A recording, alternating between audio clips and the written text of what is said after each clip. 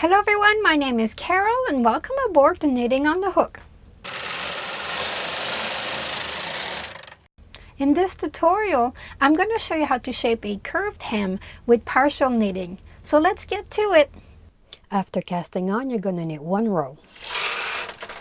Place some weight. This is a small sample, so I have estimated that 3 needles is required to shape the curved hem. Place your lever cam into H position. Bring 3 needles into E position on the opposite side of the carriage. To prevent the hole from forming, place the yarn underneath the 3rd needle that is in E position closest to the carriage. Knit 1 row. To start shaping, place the 3rd needle on the opposite side of the carriage back into working position. On the carriage side, place the yarn underneath the 3rd needle closest to the carriage and knit 1 row.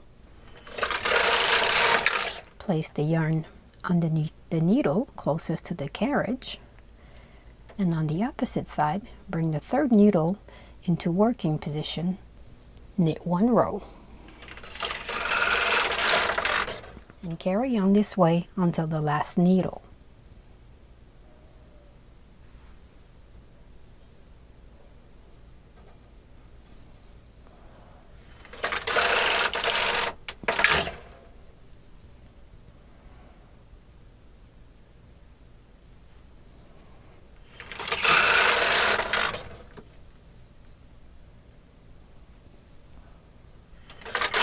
This is what the curved hem looks like from the purl side